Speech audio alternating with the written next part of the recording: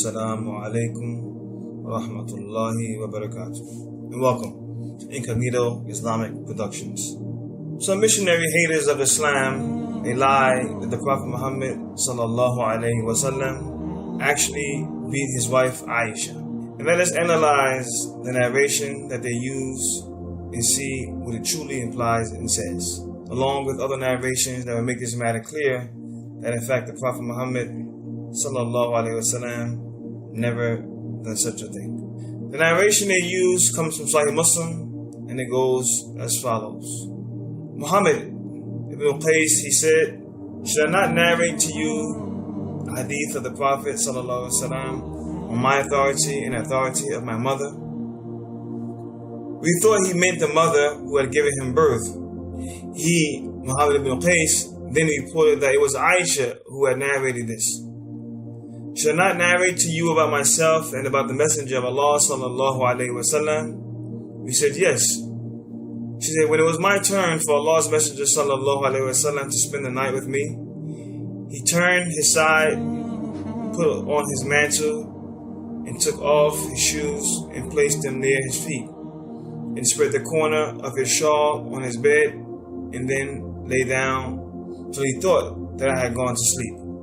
He took hold of his mantle slowly and put on the shoes slowly and opened the door and went out the door and closed it lightly.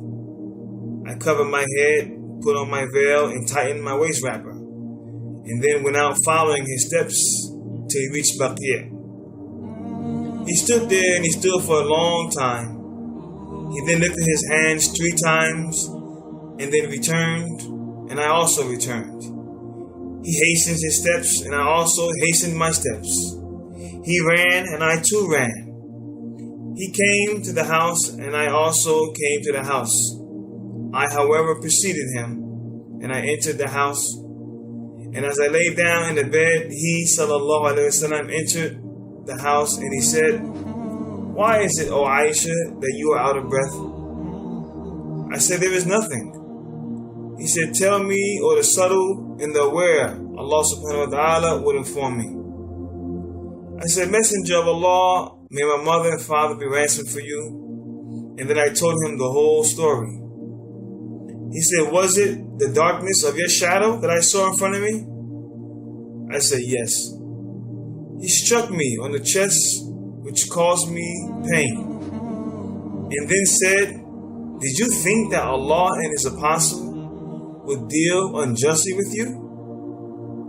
She said, "Whatever people conceal, Allah will know it."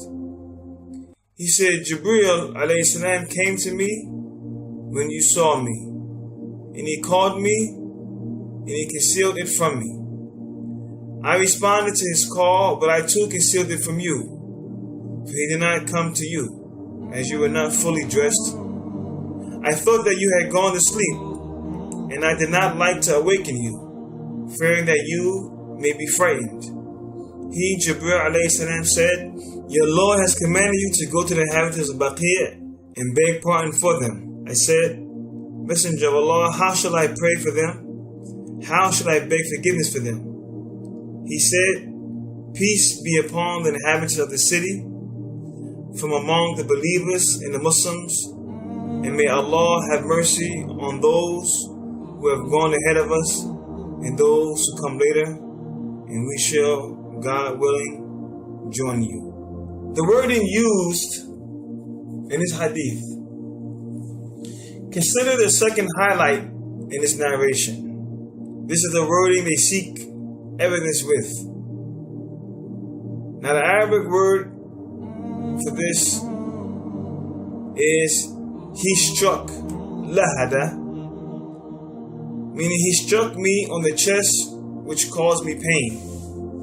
Now for the meaning of the word lahad, let's refer to Lang's lexicon. He writes, after giving it the word, but the latter denotes frequency of the action. He pushed away, or repelled him, or pushed him violently upon the chest, or he pushed. Edward Lang, Arabic Lexicon, page 2676. So it simply means to push. Therefore, the most appropriate translation ought to be, he pushed me hard on the chest, which caused me pain. Now, the context of this hadith is as follows. Although the narration is self-explanatory, still often people miss the parts which will explain the hadith clearly. The Prophet ﷺ was with Aisha that night, and Angel Jibril came to him and asked him to go to Baqi', the graveyard. The Prophet Muhammad ﷺ went out of the bed to go to Baqi'. Aisha, seeing him get up and leave, was curious as to where he was going and followed him. And once he turned back, she hastened before him and thus rushed to the house and was out of breath when he arrived. When Aisha, on being questioned about this, told the Prophet ﷺ what happened, the whole story, he pushed her hard on the chest. Although this pressing of the chest caused Aisha some pain, it was not intended as a beating whatsoever to her. It was only to ward off the wrong that had come to her in her heart. This is clear from the words of the Prophet ﷺ when he said, "Did you think that Allah and His Apostle would deal unjustly with you?"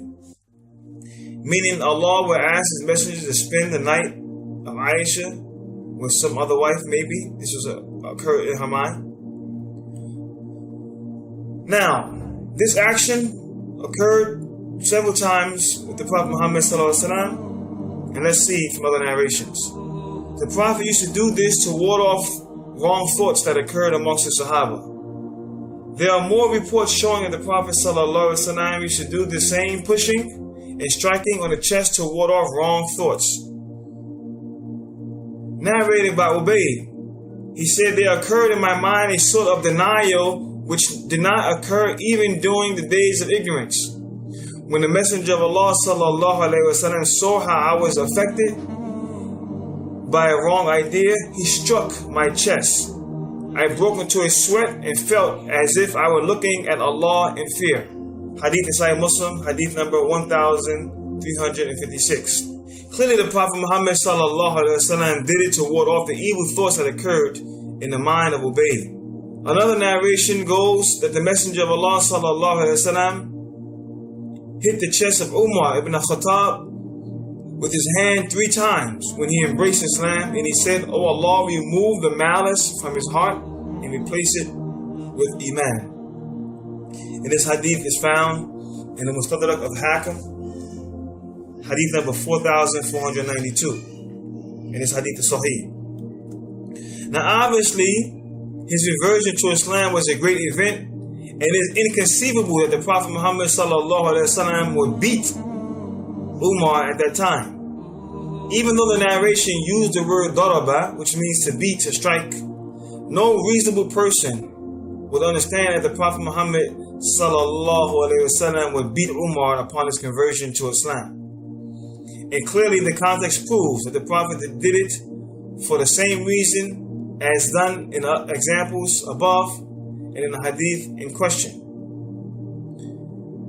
Let us conclude with the testimony of Aisha herself as related to the Prophet Muhammad ﷺ, his character and his conduct in terms of beating his wives or anyone else.